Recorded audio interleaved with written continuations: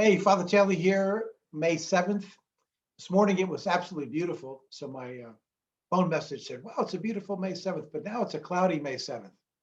Anyway, it's Friday, May 7th, and here's your weekly eBlast. A couple of things to let you know about, hopefully get some encouragement, get a little momentum going here in our church. What do you say? So this Sunday at 8:30, we are having our outdoor service.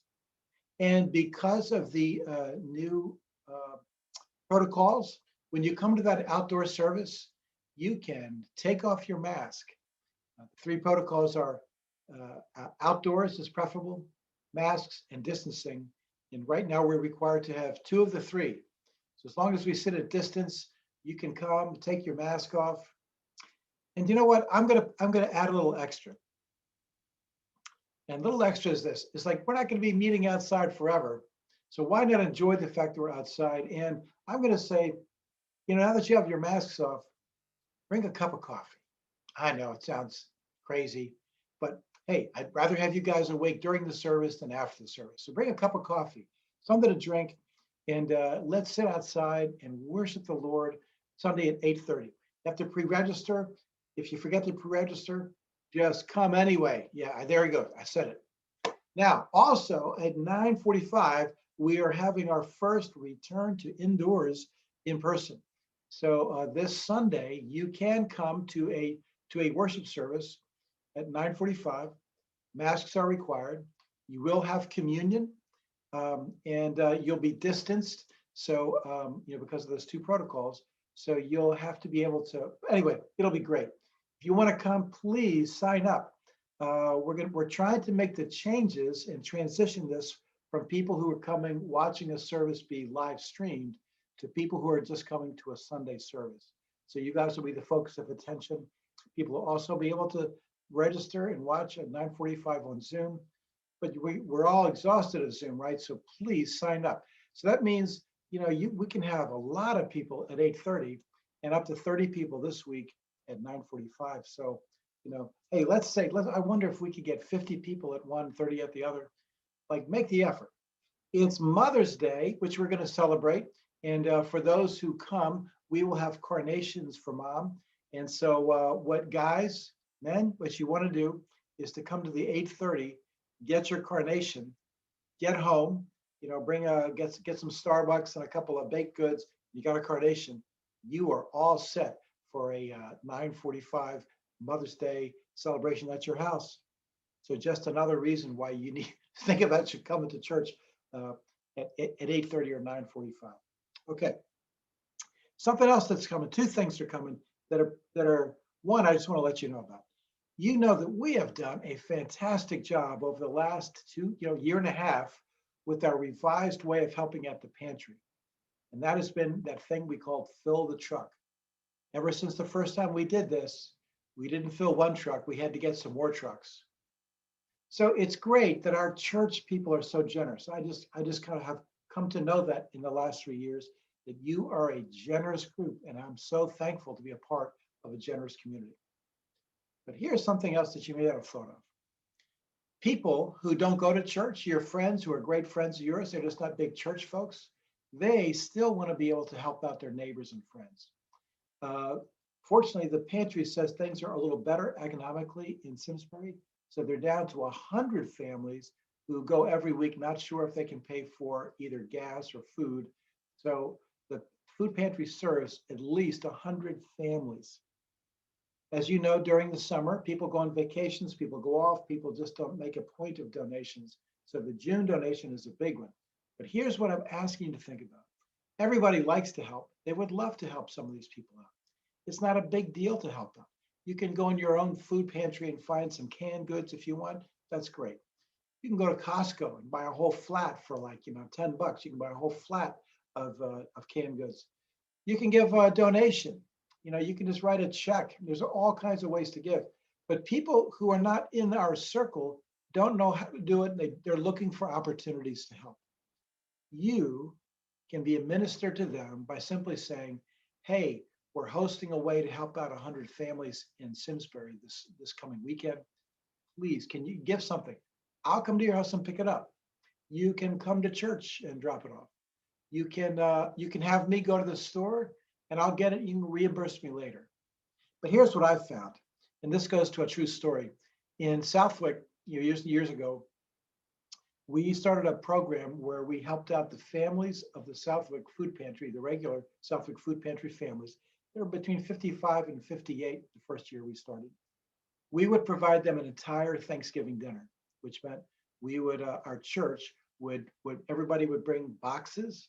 And you start one week with a turkey, and another week you'd add cranberries, and you'd add all the fixings, so that on the week before Thanksgiving, we take our donations, about 58 full meals of frozen turkeys in the works, and we would take them down to the food pantry. And they would have their people ready to go, their regular people who are already on their sign up on their rolls. They would come and pick up turkeys. It was great. 58. We were a small church. We thought we were doing a great thing. Later, the food pantry in Southwick said, there's more people than that. We have about 75 people. So we gave more donations. Well, pretty soon there were as many people we were donating to in Southwick alone because of the economy, particularly after 2009. The amount became like we had to give. It wasn't just 1-to-1 ratio, like for every member who showed up, we could give a dinner. It started getting bigger. But I remember one year we had 88. We gave 88 full turkey dinners, frozen turkey in the works, and we really thought we were onto something.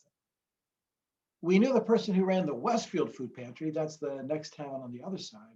And as we started talking to her about that, she didn't want to. She said, "Well, look, if you have extras, that's fine." But then I said, "No, how many do you have?" Well, they had over 250 families who needed turkeys, or 225, I think the number was.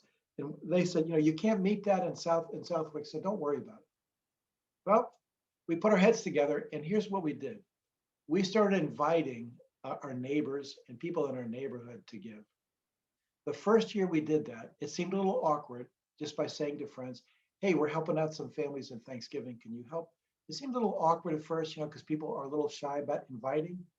But we got so many yeses that the first year we raised 320 turkey dinners.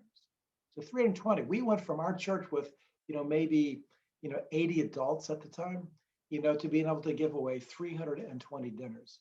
And that's when I learned that people really want to help. They may not want to come to your worship service yet, but they do want to help serve people in need. When you ask them, you're basically doing them a favor, and they get blessed too. We got that old saying, it's more blessed to give than receive. You're the inviter. If you could invite 2 friends, just put that invitation out and get 2 friends to join in, whether it's 2 cans from each. Here's what happens. First of all, your friends start to find out what goes on at your church. Hey, this church they really care about their neighbors. 2, they get the blessing of giving. 3, if every time you give, you get 2 people to give, you triple your giving. And that means that we could, with one shot, we could fill up that food pantry until next fall, which is really the goal. So here's what I'd like to call this June, on the first weekend in June. This is what instead of calling it fill the truck, I'd like to call it friends who fill 2 trucks. So invite some friends, figure out a way how to make it easy for them to give, and go ahead and do that. And let's see if we can swamp the food pantry with all the food they need, so that everybody in our town gets to eat and doesn't have to sweat by buying groceries or gas this week. Okay, so that's first weekend in June. There's a whole thing about it in the eBlast. So just sorry for the long story, but it's a really good one. The second thing is that same weekend we have the bishop coming. I think it's the same weekend. And I'm not exactly sure what that entails, but we're going to have multiple outdoor services, because I talked to the bishop.